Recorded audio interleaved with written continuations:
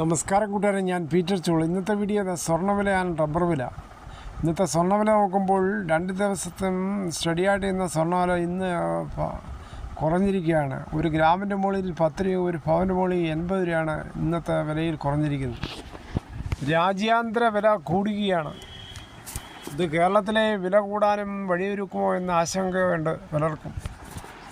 22 carrot 1 gram 14,310, ഒരു പവന് 1,14,480. അതേസമയം 24 ക്യാരറ്റ് 15,611, ഒരു പവന് 1,24,888.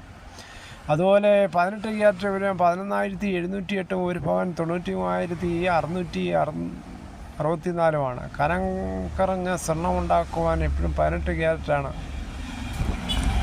ഇന്നത്തെ വൈകിട്ടത്തെ സ്വർണ്ണമില്ല. സ്വർണ്ണം വാങ്ങിക്കാൻ പോകുമ്പോൾ സ്വർണ്ണത്തിൻ്റെ പരിസ്ഥിതി ഉറപ്പാക്കി വാങ്ങിക്കാൻ ശ്രമിക്കുക. റബ്ബർ വില നോക്കുമ്പോൾ റബ്ബർ വില വിദേശത്ത് നല്ല രീതിയിൽ കുതിക്കുകയാണ്. വിദേശത്ത് ബാങ്കോക്ക് RSS-1 302.74 പൈസ, RSS-2 300.98 പൈസ, RSS-3 299 36 പൈസ, RSS-4 298 48 പൈസ, RSS-5 298 4 പൈസ. ഇതാണ് വിദേശ വില. അതേസമയം കേരളത്തിലെ വില നോക്കുമ്പോൾ റബ്ബർ വില വീണ്ടും വർദ്ധിക്കുകയാണ്. Grade RSS-4 kilo 263, grade RSS-5 260, ISN-20 210, latex സർവശാന്തി ആൽസനം 168. ഇതാണ് കോട്ടയം വില.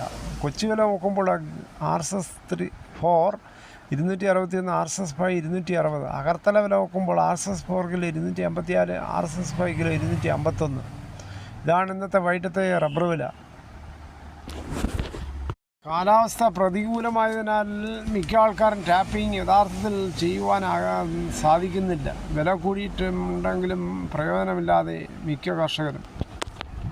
കേരളത്തിൻ്റെ ധവളപത്രം ധനമന്ത്രി കൂടിയായ മുഖ്യമന്ത്രി VD സതീശൻ നിയമസഭയുടെ ടേബിളിൽ വെച്ചിരിക്കുകയാണ്. കേരളം കടക്കണിയിൽ. കടബാധ്യത 5.07 ലക്ഷം കോടി രൂപയാണ്. 48,733 കോടിയുടെ കുടിശ്ശിക ബാധ്യതകൾ. കിഫ്ബിക്ക് ഏകദേശം 21,000 കോടിയുടെ വായ്പാ ബാധ്യത. പൊതുമേഖലാ സ്ഥാപനങ്ങളുടെ ആകെ സഞ്ചിത നഷ്ടം 78,851 കോടി രൂപയാണ്. ട്രഷറി പ്രതിസന്ധി രൂക്ഷം. വികസന പ്രവർത്തനങ്ങൾക്കുള്ള മൂലധന ചെലവ് താഴ്ന്ന നിലയിൽ.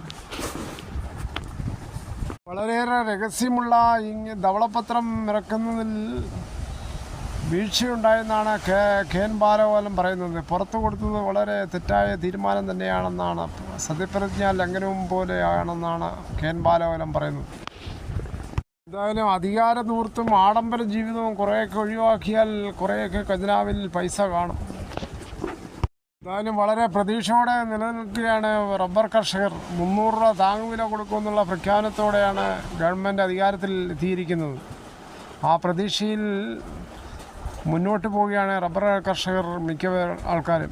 ഇതോടുകൂടി ഈ വീഡിയോയുടെ പൂർണ്ണമാകുന്നു. ഇത്രയും സമയം ക്ഷമയോടെ കേട്ടിരുന്നു വളരെയധികം നന്ദി.